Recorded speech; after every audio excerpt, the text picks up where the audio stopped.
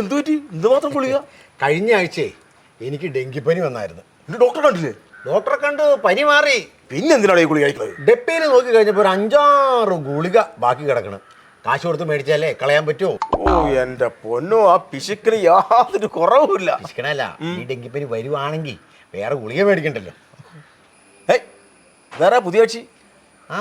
ഇവൻ വന്നപ്പോൾ നീ ഇവിടെ വന്നിട്ടില്ലല്ലേ? ഇവിടെ പുതിയ വേലക്കാരനാ. ആള് സ്മാർട്ടാണല്ലോ.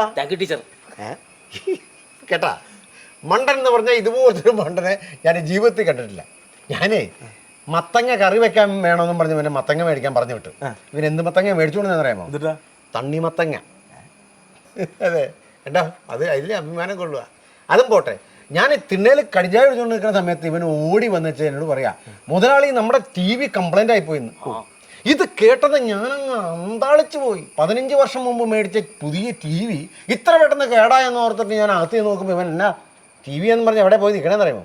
മൈക്രോവേവ് ഓവൻ്റെ ഫ്രണ്ടിൽ ചെന്നിച്ച് പറയാണ്, മുതലാളി ഇതിനകത്ത് വെട്ടം വരുന്നില്ല, പടം കാണുന്നില്ല.